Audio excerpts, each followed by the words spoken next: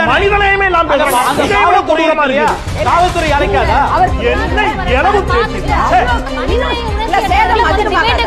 பேச்சு சேதம் அதிகமாகாதா? அந்த வீடியோ போட்டு காட்டுங்க.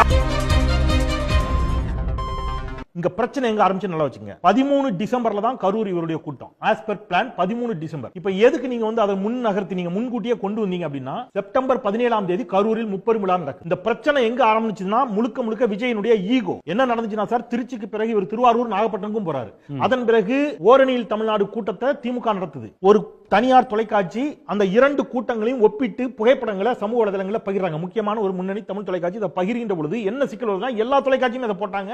சமூக வலைதளங்களில் அந்த புகைப்படங்கள் பகிரப்பட்டுச்சு. என்னன்னு பாருங்க, ஓரணியில் தமிழ்நாடு கூட்டத்துக்கும் இவருக்கு விஜய்க்கு வந்த கூட்டத்துக்கும் திருவாரூர் நாகப்பட்டினம் கூட்டத்துக்கும் என்று சொன்ன பொழுது தனக்கு கூட்டம் குறைவாக வந்ததோங்கிற ஈகோ கிளாஷ்ல இதே கரூர்ல நான் கூட்டத்தை கூட்டி காட்டுறேன் அப்படிங்கிற மனநிலை தான் இருக்கு. குறைந்தபட்ச பொறுப்பற்ற ஒருவராக அவர் இருக்கிறார். அவர் கைது செய்யப்படணும். 23ஆம் தேதி போய் பெர்மிஷன் கேட்கறீங்க, 27ஆம் தேதிக்கு உடனடியாக பெர்மிஷன் ஆகிட்டு மிக உடனடியாக கூட்டத்தை கூட்டுறீங்க. 8:45 நாமக்கல்லில் நீங்கள் பேசணும். அதான் உங்களுக்கு கொடுக்கப்பட்ட டைம். காலை 8:45 சார். திருவாளர் விஜய் அவர்கள் ஏர்போர்ட்டுக்கு எத்தனை மணி வந்தாரு? சென்னை ஏர்போர்ட்டுக்கு 8:50. மனுஷனா நீங்க? நான் கேட்கிறேன். கடினமான வார்த்தையால் தான் மன்னிக்கணும். இந்த அவை அங்க காத்திருக்கிறவன் மனுஷன் இல்ல, அவனுக்கெல்லாம் சுயமரியாதை இல்ல. 8:45 நாமக்கல்ல இருக்க வேண்டியவர் 8:50 சென்னை விமான நிலையத்தில் இருக்கிறார். 10 மணிக்கு திருச்சி விமான நிலையம் சார். 8:45 இவர் நாமக்கல்ல போய் பேசும்போது மணி என்ன தெரியுமா? 2:45. 6 மணி நேரம். எல்லா தொலைக்காட்சியிலும் பைட் வந்துச்சு. முந்தின நாள் நைட்டே வந்துட்டோம், காலையிலே வந்துட்டோம், காத்திருக்கிறான். தண்ணி கிடையாது, காலை உணவு கிடையாது, மதிய உணவு கிடையாது. நாமக்கலில் இப்பவும் சொல்றேன், எந்த கெடுவாய்ப்பும் ஏற்பட்டு விடக்கூடாது. இயற்கையை வேண்டிக் கொள்ளுங்கள், கடவுள் நம்பிக்கை இருப்பவர்கள் கடவுளை வேண்டிக் கொள்ளுங்கள். நாமக்கலில் 40 பேர் மயங்கி சீரியஸா ஹாஸ்பிடல் அட்மிட் பண்ணப்பட்டாங்க. அதுல 4 பேர் கவலைக்கிடமாக இருக்கு. நாமக்கலிலும் இந்த பிரச்சனை. ஏடிஜிபி பேசியிருக்கிறார். அப்ப நாமக்கல்ல இருந்து கிளம்பி நீங்க கரூருக்கு வரீங்க. கரூருக்கு எத்தனை மணிக்கு உங்க டைம்? நீங்க எழுதி கொடுத்த டைம் என்ன தெரியுமா? 3 to 10. நீங்க ட்விட்டர்ல உங்க அதிகாரப்பூர்வ ட்விட்டர்ல நீங்க போட்டது 12 மணிக்கே தலைவர் வருவார், 12 மணிக்கு எல்லாரும் வாங்கினீங்க. உங்க அதிகாரப்பூர்வ ட்விட்டரை பார்த்துட்டு 12 மணிக்கு வருவீங்கன்னு சொல்லி காலையில 6 மணி 7 மணி 9 மணில இருந்து அந்த வந்துட்டான். நீங்க உள்ள போறீங்க. 5:45 இவர் கரூர்ல என்ட்ரி ஆகுறாரு. என்ட்ரி ஆகி இவருடைய பேருந்துல இவர் போறாருல, அந்த ஜன்னலை மூடிட்டார், ஷட்டரை மூடிட்டார். அங்க பார்த்தவங்க நேர்ல பேட்டி கொடுத்திருக்காங்க. ஷட்டரை மூடிட்டார். ஷட்டரை மூடிட்டு அந்த கூட்டம் நடக்கிற இடம் போற வரைக்கும் இவர் தன்னுடைய முகத்தையே காட்டல. அப்ப அங்க இருந்த கூட்டம் எல்லாம் எங்க நகர்றாங்க? இவரை பார்ப்பதற்காக கூட்டம் இருக்கிற இடத்துக்கு நகர்றாங்க. கூட்டத்தை காட்ட வேண்டும் என்பதற்காக திட்டமிட்டு செய்த சதி இது. நான் பகிரங்கமா கூட்டம் காட்டுறேன். திட்டமிட்டு நீங்க சதி பண்ணி அவ்வளவு கூட்டத்தை முன்னோக்கி நகர்த்தி வந்தீங்க. ஒரு சிறிய குறுக்கீடு. இன்னைக்கு வந்த பல ஆங்கில பத்திரிகைகள் அது பதிவு செஞ்சிருக்காங்க. வடக்கிலிருந்து வரக்கூடிய ஆங்கில பத்திரிகைகள் கூட அந்த லைட் ஆஃப் பண்ணிட்டு கருப்பு கண்ணாடியை மூடினதுக்கு பதிலாக திறந்து வைத்து லைட் ஆன் பண்ணியிருந்தா பல பேர் வந்திருக்க மாட்டார்கள், சந்தித்துட்டு போயிருக்க மாட்டாங்க. நீங்க அங்க வந்தீங்க. அங்கேயும் இன்னைக்கு டிஎஸ்பி சொன்னதை ஏடிஜிபி டேவிட்சன் ஆசீர்வாதம் சொல்லுகிறார். டிஎஸ்பி சொல்றாரு, சார் பஸ் இதுக்கப்புறம் அந்த பக்கம் போகாது, ஃபுல் கிரவுட். பஸ் போனாலே கூட்டத்தை விளக்கணும். அப்ப கூட்டம் திருப்பி நெருக்கடி வரும்.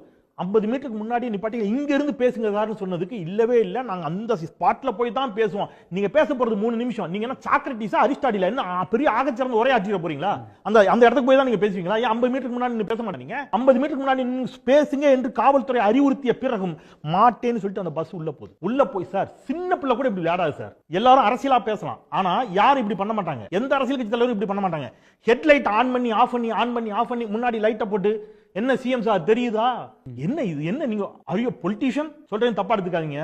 ஒரு நேஷனல் மீடியா சீனியர் ஜர்னலிஸ்ட் கழுத்துல துண்டை போட்டு ஒரு பையன் இழுத்து ஆடினான் தெரியுமா? அவனுக்கும் விஜய்க்கு எந்த வித்தியாசமும் கிடையாது. 2 பேரும், அவன் ஒரு சின்ன விஜய், இவர் ஒரு பெரிய அந்த சிறுவன். 2 பேருக்கு இதான் வித்தியாசம். அப்ப இந்த பேருந்து உள்ள போகுது. இவர் உள்ள போகும்போதே, இவர் பேச ஆரம்பிக்கும் போதே மயங்கி விழுந்து விட்டார்கள். சிலர் உயிரே இழந்து விட்டார்கள் என்று சொல்கிறார்கள்.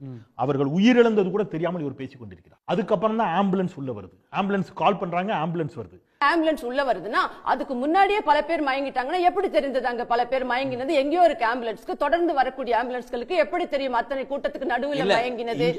அங்க டிஸ்ட்ரெஸ் கால் வந்ததுன்னு அங்க இருந்து தான் வந்ததுன்னு தானே வர கூட்டாங்க. சுத்தமா டவரே கிடையாது உங்களுக்கு. அவங்க இருக்கவங்களே சொல்றாங்க. நான் இப்ப பாருங்க, ஒரு 2000-1000 பேர் கூடி இருந்தாலே அந்த இடத்துல நீங்க மொத்தத்தையும் ஜாம் பண்ணதா ஏடிஜிபில இருந்து எல்லாரும் சொல்லிருக்காங்க. அதனால தான் ஜாம்லாம் பண்ணதா யாரும் சொல்லல. பலரை ஜாம் பண்ணதா யாரும் சொல்லல. பப்ளிக் சொன்ன ஸ்டேட்மென்ட். பலரை தொடர்பு கொள்ளவே முடியவில்லை. அதனால தான் பல உயிர்கள் அங்கே காப்பாற்றப்படவும் முடியல, உள்ளவும் போக முடியல, வெளியிலும் போக முடியல. 100, 108 போன்ற எமர்ஜென்சி நம்பருங்க எந்த நேரத்திலும் ஜாம் ஆகப்படாது. ஏன்னா அதெல்லாம் எமர்ஜென்சி சர்வீசஸ். இது டெலிகம்யூனிகேஷன்ஸ்லயும் இன்டர்நேஷனல் மெடிக்கல் கன்வென்ஷன்ஸ்லயும் காமன் நாலேஜ். இது அவர்களே கேக்குறாரு, இது உள்ள ஏன் வருது, ஏன் வருது? அவரே தான் சொன்னார், நம்ம கொடி போத்தி ஆம்புலன்ஸ் அவரே தான் சொன்னாரு அப்படின்ற. எந்த கொடி பட்டு வந்தாலும் சரி, ஏன் உள்ள வருது அப்படின்ற கேள்வி இருக்கு. புரியலங்க.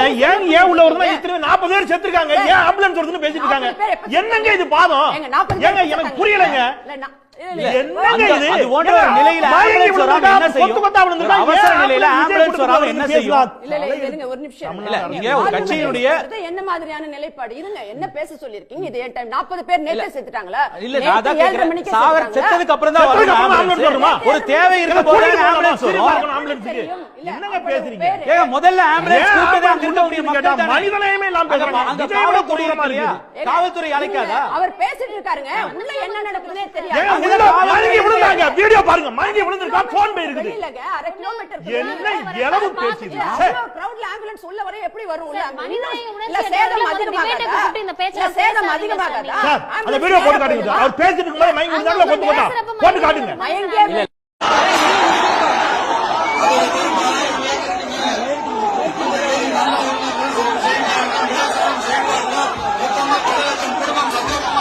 ஒரே நேரத்துல பல பேர் மயங்கியே விழுந்தாலும் ஏன் ஆம்புலன்ஸ் வருதுன்னு கேக்குறாங்க. கிரவுட்ல ஆம்புலன்ஸ் போனா இறப்பு அதிகமாகாதாங்க? இல்ல, அதுக்கு சரியாக அவங்க சரியான கட்சிக்காரங்களே பதில் சொல்ல வேண்டாம். வாதம் இல்ல. நீங்க கேட்ட கேள்விக்கு சரியான இல்ல, பதில் வந்து எதுக்கு ambulance இல்ல, வருது? சரி, ambulance இல்ல, இல்ல, நீங்க கேட்ட பயங்கரம், கேள்விக்கு நீங்க போய் இல்ல,